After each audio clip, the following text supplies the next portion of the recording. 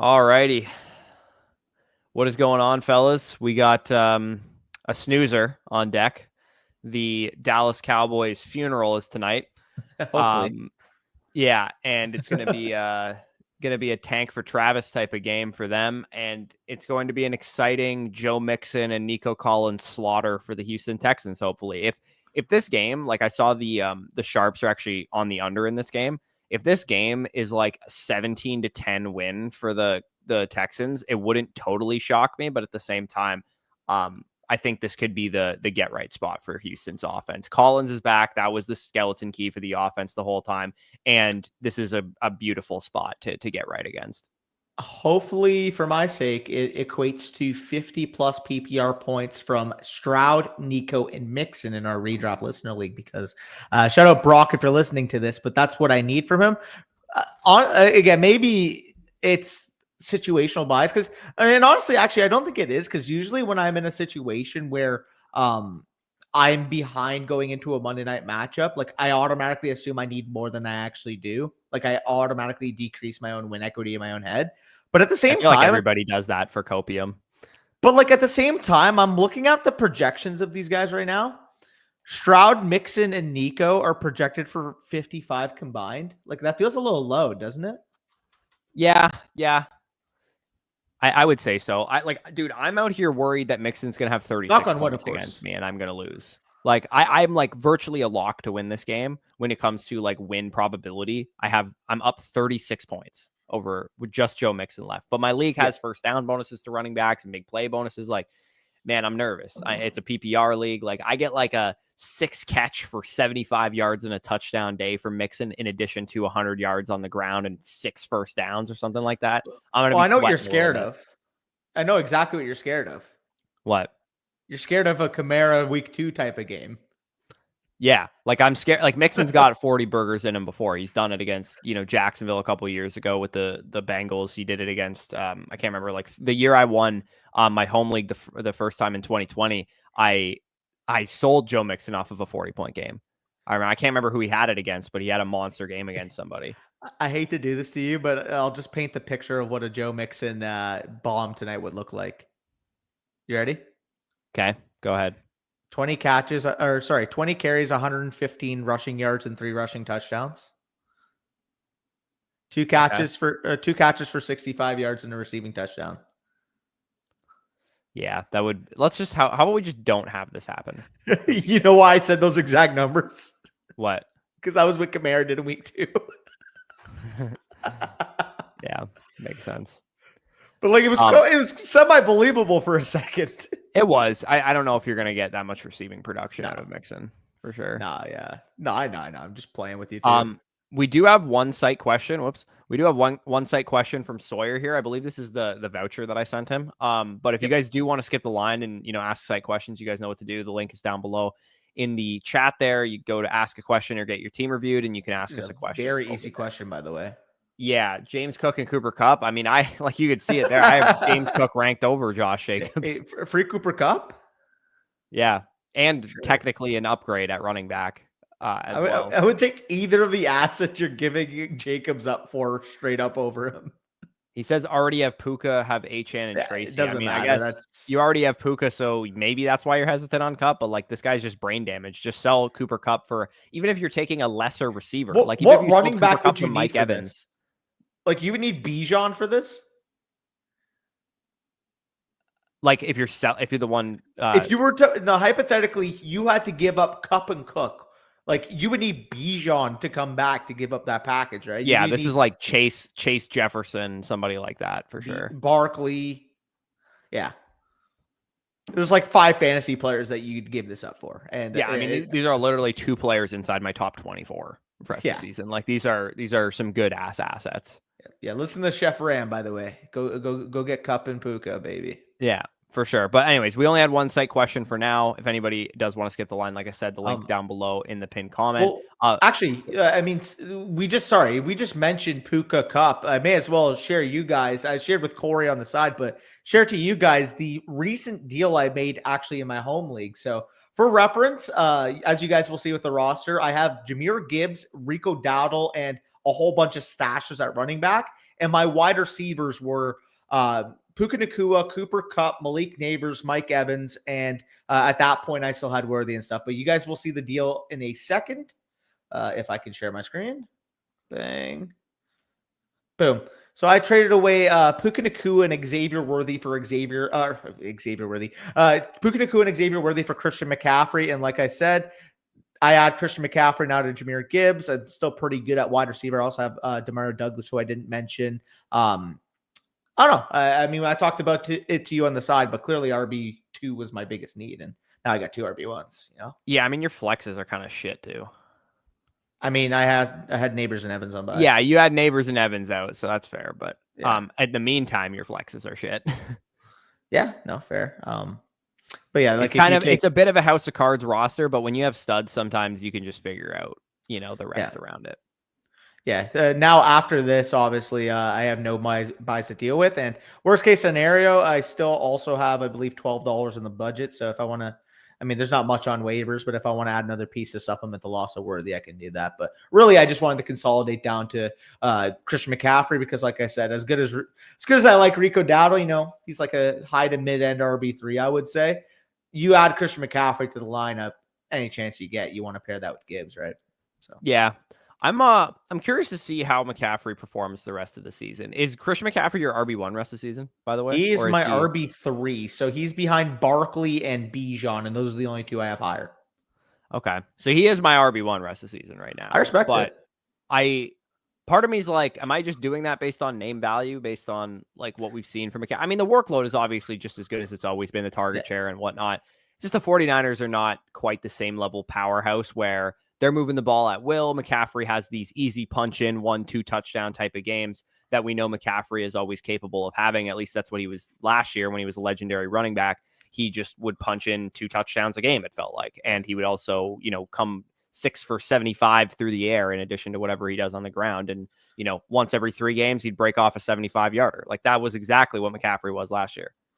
Yeah, I mean, are we going to get, if one of those elements is missing, is he still RB1? Like if maybe he's not quite the same, can't break off the long touchdown, he's maybe not RB1 rest of the season. If he's not quite the same as far as the touchdowns are concerned, because the 49ers offense isn't as good, is he that guy going forward? Because Barkley, Achane, Bijan, those type of guys, they're awesome plays.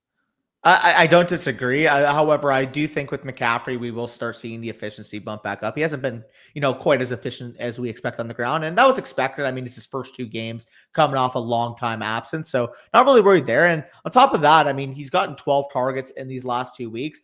I think, especially knowing the context that Ayuk is not going to be playing for the rest of the year, as much as I like Juwan Jennings, as much as I like Ricky Pearsall, we know that when McCaffrey's on the field, his first read target share out of the backfield is up there with any running back in fantasy football. So we know Kyle Shanahan, once McCaffrey's feeling fully back to himself, will scheme him good opportunities both in the passing game and, of course, with that wide zone scheme. So for me, again, I think the efficiency is going up. I think he's going to continue to get supplementary receiving work. And, I mean, he's been a guy who's been, 16.7 and 14.6 PPR points without a single touchdown in these last 2 weeks.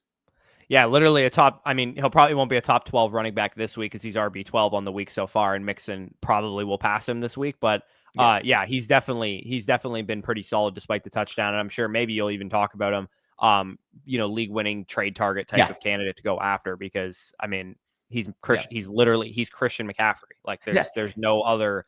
He's quite literally the best fantasy football running back in NFL history. Oh. I mean, I have a nice little trade to show into that video now. A realistic trade that you could make. Again, like I said, Puka Nacua and Xavier Worthy to go out and get McCaffrey. It also made it easier for me because I had Cooper Kupp as well. And as much as, like, again, don't get me wrong, having these 2 Rams receivers when they've been on the field has been such an advantage, like 20 plus points from both of them on a week-to-week basis. But at the same time, if I can like just make my bet on one and not have to worry about the other one on a week-to-week basis, I'm going to do that. Yeah, no, exactly. Bell's in here first. He goes, need some locks for tonight, boys. I have mine loaded in here, so I'll go through My pick'em entry so far. I really like, and these, I mean, you can use these for prop bets too, obviously, Bill, but Joe Mixon higher than 15.5 receiving yards. Cowboys lead all defenses in yards per reception allowed to the running back position. So I like him to go higher there. He's also had 3 targets or more in 6 or 7 games this season. CeeDee Lamb, 9 targets, may not be available anymore. It may have moved up to 10 on Underdog, but I also don't mind his receiving yardage either. I think it's like 56.5 right now. So you could go down that route as well. And I also don't mind Nico Collins, 25.5 longest reception. He has a reception longer than that in every healthy game this season so far. And we know the Cowboys are not the greatest pass defense at this point in time. They've been bottom 12 against wide receivers this season. And I almost put this one in to make it a flex entry to send to Spicy. But I also, and this is funny because it goes back to what we were talking about this morning. I like Jake Ferguson to go lower than, I think it was 7.55 fantasy points in half PPR. I can't remember exactly what it was, but essentially he would need to have 70 receiving yards or 60 receiving yards and a couple of catches with no touchdowns, or he basically has to score, and his, anytime touchdown odds are quite low. So I don't know. To me, I just don't see Jake Ferguson, also a bottom 5 matchup for fantasy tight ends, the Houston Texans. So to me, I also don't mind that as well. What's funny is I actually almost did his yardage prop, and then I looked at the matchup, and I'm like, Houston is a little bit tough. How come you don't? I did today, Mike. I did. Did you not see it today? Yeah, he put it out at like 5:30, and I actually before tweeted that, like 4:30. Yeah, I tweeted mine out. So Danny, if you're, was it Danny? Was that his name? Mike. Sorry, I'm talking to you, Danny. That's your name. Yeah, Mike, if you follow me on Twitter, that's over there as well. And if you do have a TikTok account, it is on TikTok. I put mine out as well. So if you didn't see Danny's, you can also catch mine as well. No worries. It is out there. Unfortunately, we've been running a little bit cold, but that changes tonight. You've been kind of getting rinsed in the comments, I've noticed. Dude, I mean, what the fuck? I miss on fucking Tillman this week, and then I could have said that I had a win if he just fucking goes.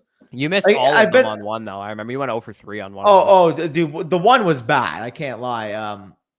The Steelers just decide to not throw the football against the single easiest matchup against wide receivers. That one I could have told you was coming, man. AFC North slugfest was all written all over that game. I don't know. Just not ideal for you, boy. But yeah. I mean, at the end of the day, this is where we make it back. If I can fucking find the graphic here, hold me. Nico Collins higher than 74.5 receiving yards in each game he's played this year. He's actually gone higher than 74.5. And as we know, this Houston offense, this Houston passing offense, he is the engine of it. We've seen the difference in terms of EPA. We've seen the difference in terms of fear factor when Nico's on versus off the field. And like I said, he has not crossed lower than this in any game he's played. And that's including a game he played 15% of the snaps. Brandon Aubrey, in that game, he literally had one catch that was higher than this. Yeah, 100%, right? Brandon Aubrey, higher than 6.5 kicking points. He's actually only had one game this year with less than 2 field goals attempted. I understand the Cowboys offense looked anemic, but at the same time, anytime they cross the 50, they're in Brandon Aubrey range. And I do think they play more of a conservative approach, knowing that Cooper Rush, he's not Dak Prescott, to put it simply. And then finally, Joe Mixon here. In every game he's played above 50% of the snaps, he has gone higher than 21 rushing attempts. The Cowboys' rush defense is atrocious. And as we've mentioned, we think this is going to be an advantageous game script for Houston to get Joe Mixon involved early and often. So we like that one. Hopefully this is the one that breaks a streak. Yeah, I'd be worried about the Aubrey one screwing you there, just because like a 6.5 kicking points means that you basically hit 2 field goals and a PAT. Obviously. Yeah. So that's the thing that sketches me out. Points. That means that I don't know. They're implied for 17 for what it's worth. They are, but like, I don't know, the way the Texans defense has been kind of sucking the life out of teams lately. I'd be worried about Cooper Rush in that game environment. This game to me, at least, is way more likely the Cowboys score 10 points than 20 points. Yeah, I feel you. No worries, Mike. And I still can't believe Tillman didn't hit. Like I can't. I know. I mean, Judy and Elijah Moore got there, which helps absolutely nobody. So, Dylan was actually playing against Judy. It was so funny. The one guy in our league just randomly threw Judy into his lineup, and he just fucking cooks. That's like you playing Nick Westbrook Akine against Brock. That's great. That's one of the craziest things I've ever heard. I was getting so hyped in the chat. I'm like, NWI, let's go. To be so fair, hear me out. If you looked at his usage, like I'm not saying like he didn't get lucky, 2 catches on 6 targets, 117 yards. Like, yeah, he has broke off 5 one big play, touchdowns in the supplemented last it. 6 games. That's what I mean, dude. Like you look at his recent box scores, like he's getting 90+% of the snaps, and he's actually been catching touchdowns. So I'm like, fuck it. Threw him in there as a desperation, and yeah, turned out well. Yeah, but anyways, if you guys do want to tail some of those picks, promo code FSE over on Underdog gets you up to 1,000 in bonus cash, and of course, it gets you our weekly start sit rankings for the rest of the year. And they have a CJ Stroud new customer free square live right now. So if you wanted to tail either of our picks, or maybe intermingle some of the ones that you liked, some of the ones that you didn't like, it would be a 10x on a 3 pick'em if you threw in the CJ Stroud free square as well. So definitely check that out if you guys are interested. Let's go back up to the top here and scan through. A lot of people talking about some Monday Night Miracles and shit here. Real quick, figured I may ask you, but I mean, I got to do my due diligence. This is currently the trade deadline in the FSC listener redraft league. If you had any inquiries for trade, you can let me know now before the deadline. To be honest, my team's so damn good, I don't actually want any of your players. Wow, he's doing the thing that we say not to in the trade target show, guys. This is different. This is different, brother. This is different. This team is too good. Hey, I want somebody to clip this for when I take him down in the championship. Clip this right now. Oh, I just got an offer from your boy, Masha, in the Too Lazy to Set Lineups League. He just offered me Brandon Ayuk in a second for J.K. Dobbins, Tyrone Tracy, and Juwan Jennings, which I don't think I'm going to do, to be honest. I don't think you should. I would probably do Ayuk and a second for Jennings and Dobbins, but I don't think I want to throw in Tracy on top of that. Okay, to be fair, though, that's like valuing Jennings at Ayuk's level. No, it's valuing Jennings at a second and Ayuk and Dobbins similarly. Why would Dobbins and Ayuk? Dobbins is literally a top 16 running back in my rankings for running backs right now. He's providing. There's no way you're telling me Dobbins equals Ayuk in value in Dynasty. Given the injury, probably not. Like, he's probably still more valuable, but I think the second is more valuable. Can you tell me with certainty that Dobbins will be a starting running back in the NFL next year? Yeah, I think he's that good. All right. I think the Chargers are going to re-sign him, to be honest. Equals Ayuk is insane, bro. Okay, equals Ayuk a little high of a projection, but you're taking Tracy over Dobbins too. No, I have Dobbins higher. Dobbins is a better running back in a better situation. In my opinion. The 25, 26? How old He's also a 5th round rookie in a generational running back class. Yeah. And I trust, like, if I had to say how many season ending injuries has Dobbins had versus how many has Tracy had? I don't care. Dobbins is literally a top 15 running back in fantasy. So if Dobbins gets hurt versus if Tracy gets hurt, who's going to have more market liquidity? I think that Tracy is going to get nuked by a rookie. That's my issue. I think that Dobbins is much more likely to get re-signed by the Chargers, and they roll to the backfield pretty similar next year. Dude, he's 26, 27 years old. They're both pretty extensive injury history. They're both pretty like fragile assets in terms of like their roles and their workloads, in my opinion. But I just think Dobbins is a better asset. Do you? I guess.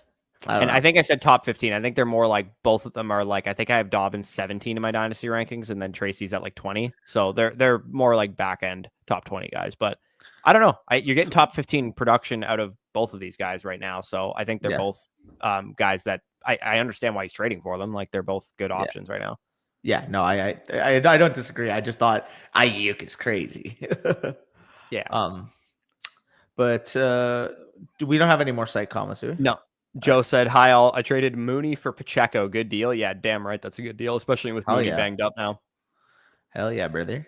What on top of Connor to get Walker? I mean, we sound like a broken record, but any wide receiver 3 type would be ideal. We literally just fucking said the same thing. Yeah, no, yeah, jokes. Like any Cedric Tillman, Khalil Shakir, Jameson Williams, Jordan Addison, somebody like that is probably what I'd be looking to do. So Debo, wait, did you text me this too? Oh shit, I just see it now. Do I trade? If he's firm on that straight up, I can't do that straight up. I can't. Yeah. So the reason first of all, Dylan has Gibbs, so no, I wouldn't do it for that reason. And also, second of all, the reason he wants to trade Kamara is because he's on bye this week, and Dylan's kind of got to win. He's gonna be 5 and 6. But Dylan, honestly, man, like you're fifth, you have like the second most points for in the league. So even if there's you're the 5 or the 6 seed going into the playoffs, you're going to have the tiebreaker over myself and over a lot of other people. So I would be a lot less worried about Kamara being on bye than, like, for example, I was when Breece was on bye, because I'm in a position where I both have to score a lot of points and win out. For you, I think you could probably get by without Kamara this week, knowing that he's going to be more valuable than probably most of the guys you're going to get for him back. Hear me out. You have Tyrone Tracy, don't you?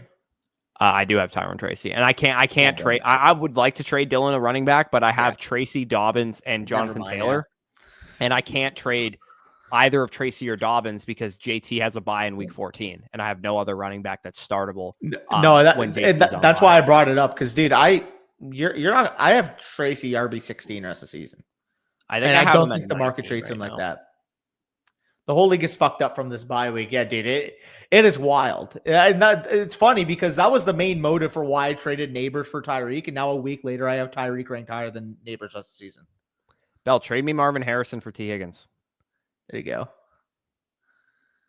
Just take your L this week, and then you'll be back, like, and ready to go for going forward.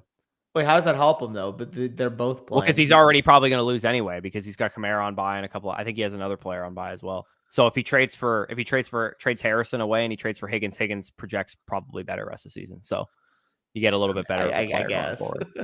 I don't know. I think he has Devontae Smith and Marvin, and I have Higgins and London that are both on bye, and I kind of want to try and work something out, but he's obviously looking for a running back, and I can't offer him one that's at least startable.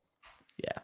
Because Tracy, Dobbins, and JT are my only startable running backs. The rest of the running backs I have are just like handcuffs. So what is D-Ball right now? 5 and 6? 5 and 6, but he has, I believe, like top 3 in points for. Yeah. Okay, fair. So let me see your team. I mean, you don't really care about anything there. You have Breece at RB8. I mean, we could talk about that. What? In terms of trade deadline, if you deal him, are you lower on him then? I already dealt him, Danny. What are you talking about? I'm talking about you're talking about in the listener league. I thought you were talking about this league that we were just talking about with Dylan. I already dealt him. No. So you have HM what, RB3 and let me see. Where do you have HM? You have him RB3? Yeah, I have him RB3. And you have Breece RB8.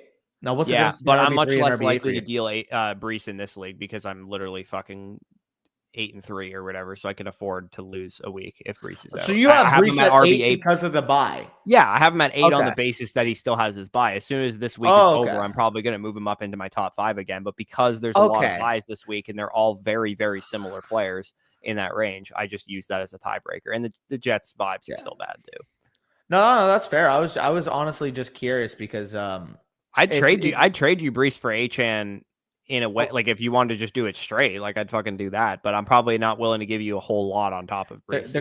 They're close enough for me where I'd probably want juice, knowing that there's a separation. What depends what the juice is, because I have a million like depth pieces. I mean, I already know who you're gonna say. Who would you give up? I mean, like, I don't know if it's worthwhile. Like the only one that actually makes sense for me to give up is Mooney. Yeah, or JMO, who's on bye, but because between JSN, T. Higgins, Mike Evans, Malik Neighbors, like I'm pretty set at wide receiver. So Mooney and JMO are kind of just depth for me at this point. Okay, but honestly, like I said, I don't really care if I lose this week. Like it doesn't matter. Like I have I love Breece's playoff schedule, so it doesn't really matter to me. Yeah, like I said, I'd pretty much only do it if it was a straight for like 1-for-1, or if I gave you Mooney, you gave me somebody back that maybe fits my team a little bit better than Mooney, like a running back handcuff upside piece or something. Jerome Ford. I said upside. Fucking asshole. We saw Jerome Ford with the full workload, and he was barely an RB3. Jerome Ford tried to sneak him in there. Somebody with real upside. Here, let me look. Ooh, I have an idea here. Oh, fuck. The only issue is you don't have a receiver the caliber of the guy that I was thinking of. Never mind. Who? I was going to see if we could work something involving H and Amon or to you for Brees, a stud receiver, and a piece back. The only issue is there's no receiver like a Mono that could put in that deal. I mean, Neighbors and Evans are both top 12 receivers for me the rest of the season. Yeah. I would do Brees, Neighbors, and JMO or Mooney if you wanted to do that. I'm worried about Neighbors. That's kind of the issue. Here I'm looking. I think Higgins and JSN are a little too valuable for me to throw them into that. Even if it was a Monner and Devon Achane. Yeah, I mean, again, if I could part with JSN or Higgins as long as you were then giving me a third player that was functional. So if it was Brees, Higgins, and Evans for Achane and a Monroe, what would the third piece need to be then? I'm not looking at your team. I don't know who's on it. Okay, because obviously you're upgrading both the other spots. I to be honest with you, there's actually no chance I trade Mike Evans. No worries then. Yeah, because he's your guy. I would do Neighbors, but I'm not trading Mike Evans because I value him probably more than anybody else does right now. Maybe I'm biased. I want to see him cook. Yeah, no, I feel you. Okay, so let me plot this out and then show the screen. Because I mean, it is trade deadline. We may as well see if we can make something work. If not, then we can carry on our merry way. This is a good question that Pete asked here while you're pulling that up. Pete said, what's the best way to structure a roster for the playoffs? So for me, let's say you have a standard league that's 6 bench spots. To me, the best way to structure your roster is to have 1 or 2, probably 2 reserve like flex options that are maybe 1 wide receiver, 1 running back that you could like use. So let's say, for example, you're in the situation that my team is in where I have like Evans and Higgins and all these guys in my starting lineup. Jamison Williams and Darnell Mooney represent my flex options that I can use because I also have Chase Brown as my third running back who's usually in my starting lineup. Then the rest of your roster, if you're a competitive team, should probably be running back handcuff upside pieces. If you're in a league with defenses and you want to plan ahead, I think that's fine to roster 2 defenses come the fantasy playoffs. It's a little too early to do that now, but come the fantasy playoffs, I think it's fine. And also for what it's worth, if you have, let's say, a streaming tight end that you've been using all year, you can roster a second tight end at that point. But in my position, I have Brock Bowers and I have Lamar Jackson. There's absolutely no reason for me to have a second tight end or a second quarterback. Okay. Who would you rather want as the third player between Coleman and Leggett? They're not needle movers enough for me to actually do the trade, to be honest. I'm giving you 2 upgrades the other spots, but fair. No worries then. I don't think they're Amada and Achane. They're great. They're great options, okay. But like I don't want to give you Evans and Higgins. Like I would give you one of them. No, it was Neighbors, Higgins, and Brees for Amonra, Achane, and then either Leggett or Coleman. Yeah, I think there's a massive difference between Leggett and Coleman and the other guy. I don't disagree, but you're upgrading the other 2 spots in the deal. I don't think it's a massive upgrade for the other guys. No worries. It's a bigger downgrade in my opinion. No worries. I mean, you talk about how deep your team is. Don't you want to consolidate? But I'm consolidating one of my really good options. Consolidating and how deep my team is would be me getting rid of Mooney or JMO, which I'd rather do than get rid of Higgins or whatever. Like that's to me, that's like too steep. See Mooney banged up, especially when Evans and Higgins have been hurt all year. I kind of would like to have the depth a little bit. Yeah, no worries. Then we can we can say we tried. Yeah, we tried. Will I win? I need Collins and Stroud to outscore Mixon by 17.5. I mean, dude, this could be a Mixon game, but thankfully you have the stack. So if you do get a good pass funnel or pass game script from the Stroud Collins stack, you could be good there. But I have a feeling this could be a Mixon eruption spot. Yeah. What do you need to get back to trade Debo in full PPR dynasty? I would trade Debo if I was a team that's maybe not in contention anymore. I'd be willing to trade Debo for any first round capital, to be honest. In any first round capital, I agree. I mean, I'd probably give him up in a 1 quarterback league. I'd probably want slightly more than that, but if it's a super flex league, I'd be fine with any first. Honestly, I'd probably be willing to do it for anyone in a 1 quarterback. Yeah, 1 quarterback seems a little bit more. Like I'd probably want a 1 and a 2 for a Debo and a 3 or something like that. I don't know. Maybe I'm a hater, but it's just not a good look when you're getting outproduced by Juwan Jennings as consistently as you. Yeah, Debo's never been a consistent guy though, man. Like he's the guy that wins you weeks. I get it, but like also when you're a 28-year-old wide receiver, you kind of need to be that guy to be valued as a first round asset. It's just what it is. Yeah. Like, is he, what's he at this point? Is he a 15, 16 point per game score? Or can he go back to 18 points per game? I think he has a very good chance to go back to 18 points per game. If that's the case, then that's worth a first round. Like, Godwin was barely worth a first round asset when he was like the wide receiver 5 in points per game. Yeah. Well, I mean, You know I think that's just because people are just inherently biased against Godwin, and people think that, like, I mean, rightfully so, he probably is a better player, Deebo Samuel, but the way that Godwin was valued coming into the season, I think was partially factored into that nobody was willing to pay a 1 for him coming into the year. So people were hesitant to do it once he was producing. You know what I mean? Yeah, no, I feel you. Whereas people, I think, consistently all offseason this year were like, yeah, I'd pay a late 1 for Deebo Samuel if I was competing. Like, I think that was probably general sentiment, whereas you were not getting a 1 for Godwin if you tried coming into the year. What wide receiver would you trade Wilson for? So if I was trying to trade Garrett Wilson, honestly, I would not do it right this second, because I think he's at kind of he's just like one of the most fragile assets in fantasy. It feels like the second he has a bad game, everybody's ready to call him a bum and say that he stinks. And then the second he has a good game, we're like, oh, he's top 8 receiver rest of the season. Like, he's very up and down, I've noticed, Garrett Wilson. So I don't know, man. I probably wouldn't trade him for much right now, because I just don't think you're going to get the value that you're looking for. But I have him as a top 15 receiver. So if you could get Mike Evans or, somebody like that for maybe Malik Neighbors, if somebody's really worried about about Tommy DeVito starting, CeeDee Lamb potentially might be around that striking distance because of the Cooper Rush situation, I'd be interested in that. But other than that, like, if you're like, oh, the best I can get's like T Higgins right now, it's like, it's probably similar tier. If you wanted to trade it, that's fine, but it's not a crazy move that I absolutely need to do. Yeah.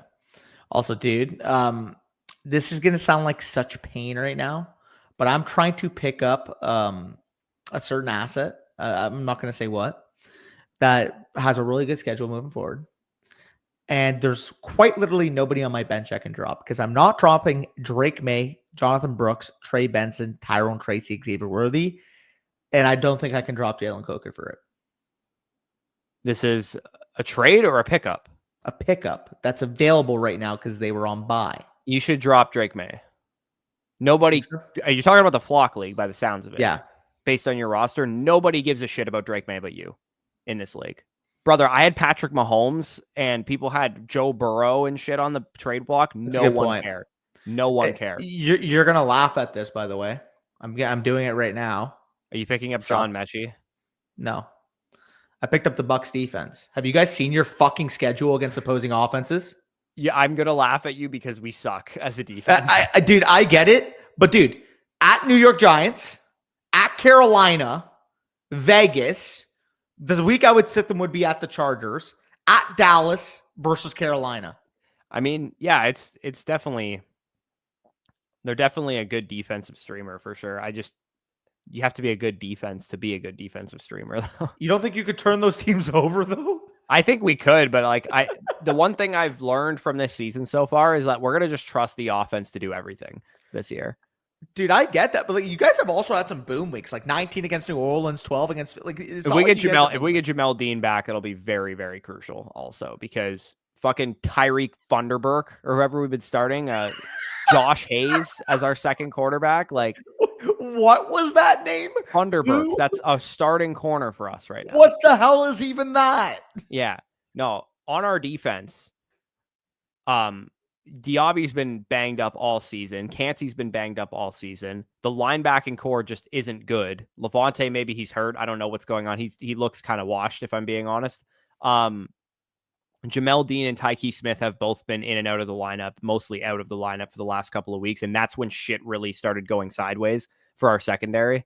It is a sick name, but like when you've never heard it before in your life, that it catches you off guard. And we also got Mike Edwards off of the waiver wire for free. And he was sick when he played for us. He literally led our team in interceptions the year we won the Super Bowl. So that is and he had 2 pick sixes that season too. Like, I don't know, Mike Edwards. I love that we have our trio back. Like, we re-signed Jordan Whitehead in the offseason. We got Mike Edwards back. And now Tyke Smith is just a total chess piece for us. And so is Christian Izzian. So I don't know. I could see our defense getting better, but I'm worried specifically because our front doesn't get pressure. Like, I actually think we have good players in the secondary. I just think the middle of the field is so wide open because KJ Britt is a liability, and the defensive front other than Vita Vea isn't doing their job. Yeah, no, that's fair. Which is weird because I thought Diaby and Kancey would be better this year, to be honest. They just haven't lived up to the expectations of old Bushy. No, not quite. Traded away Madison and Waddle. Anytime you're trading away Madison and Waddle, you should feel good about the other side. Doesn't matter what's on the other side, even if it's just a roster space. But Pacheco, yeah, I think that was a good deal. Also thank Danny for getting Tyreek. Now his wrist is going to fall off next week. Don't wish that into existence. Have brother. Mixon, Lamb, and Tolbert need 9 points to win. I mean, you're fine, dude. Start Tolbert over Lamb. Never. No, you're definitely there's absolutely no situation in which I would sit Lamb in favor of Tolbert. Dude, you could tell me Lamb was out for this game. Cooper Rush ain't getting Tolbert 9 fantasy points. Yeah, to be honest, you're probably fine with just Mixon in this game. Like very much so, actually. Now that gave me a laugh. It's like there is no circumstances you ever start Tolbert over Lamb. I like Tolbert. There's no circumstance. Is it humanly possible that I could win tonight? I'm actually just curious. Against who? Against Tom? Steven Swagall.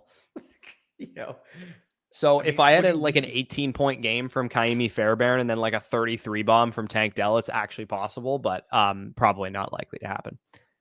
Well, Chubb, Wilson for Jonnu and more. Wilson. Which Wilson would that be? What are you doing?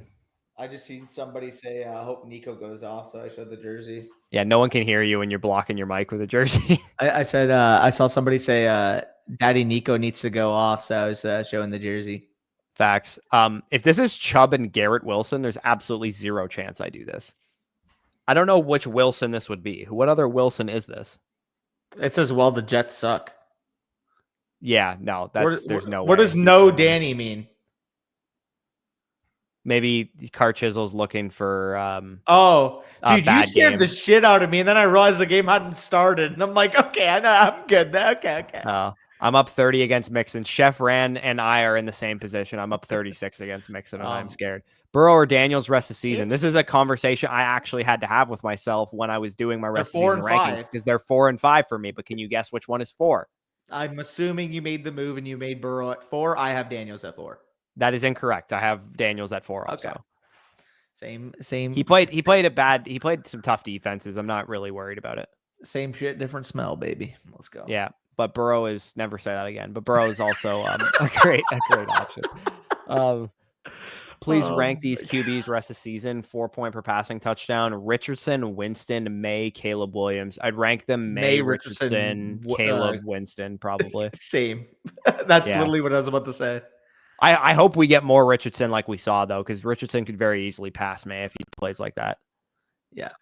And also, that really pained having to drop Drake May in the Flock League. But, I mean, I lucked into Justin Herbert, so I'll just take Herbert.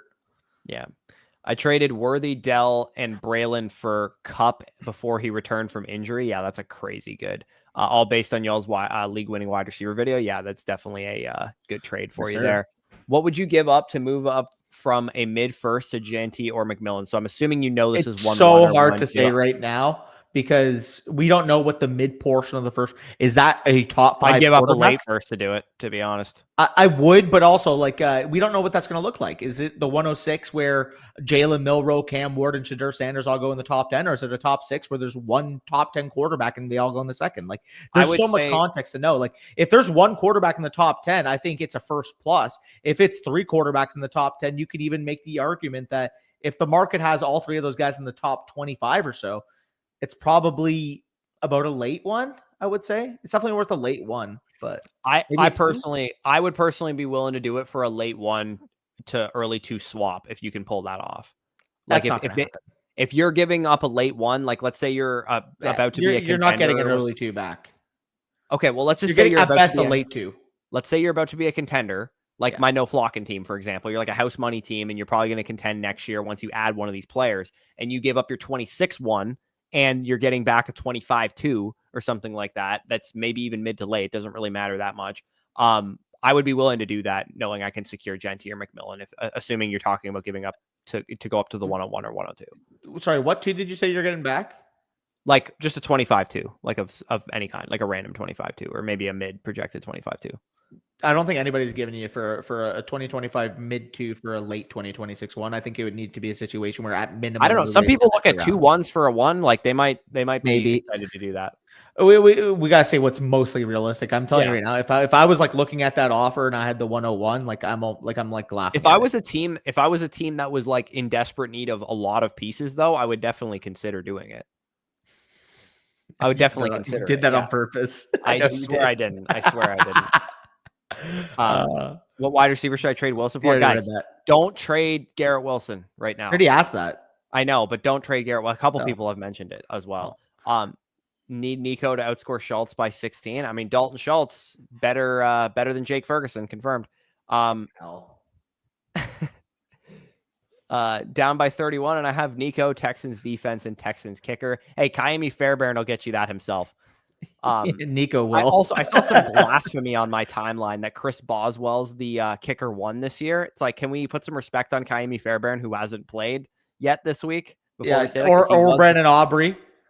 Well, Kaimi Fairbairn actually was the kicker 1 entering the year. Was he? Though. Yes. What's the scoring between them? It's got to be fucking close. Yeah. Stats. And he also hasn't had his bye too.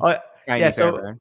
Fairbairn has 8 more points than Aubrey. Boswell has 17 more points than Fairbairn.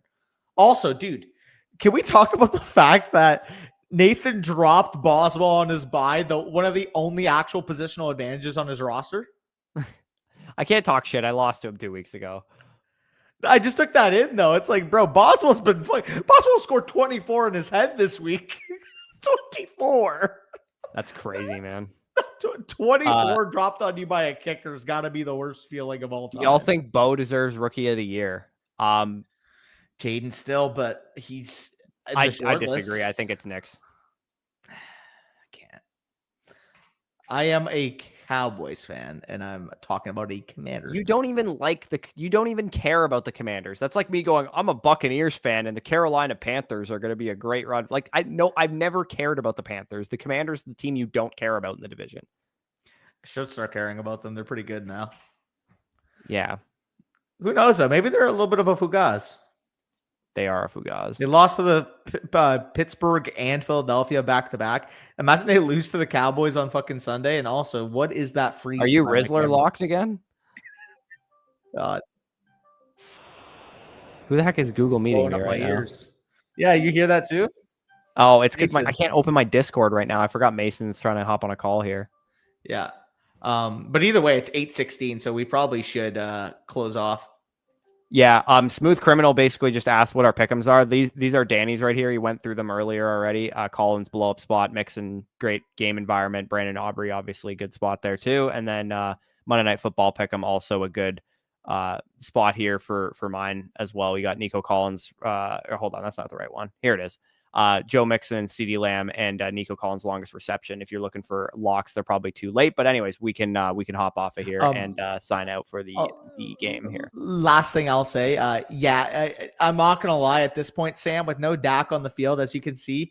First, it was Nico Collins hurting his hamstring, who got the jersey on the back there. Now, because Dak hurt his hamstring, I thought I'd make the swap because whoever hurts their hamstring has to be the jersey on the wall. So with Dak out, man, it's not like I'm cheering for a playoff spot. So why the fuck wouldn't I want us to lose? Yeah, it's fall off the bone hamstring. Go get me a top 6 pick. Tank for Travis. You're not getting him. I know I'm not, but let me fucking cope, bro. We suck. Anyways, Cowboys were an average team. You heard it here first. Coming into the season, only one of these 8 of our 10 best players.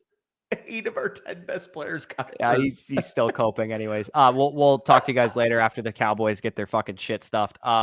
We'll see you guys tomorrow for waivers. It's a horrible waiver slate, but still tune in anyways. Take care. Maybe somebody drop Coker in your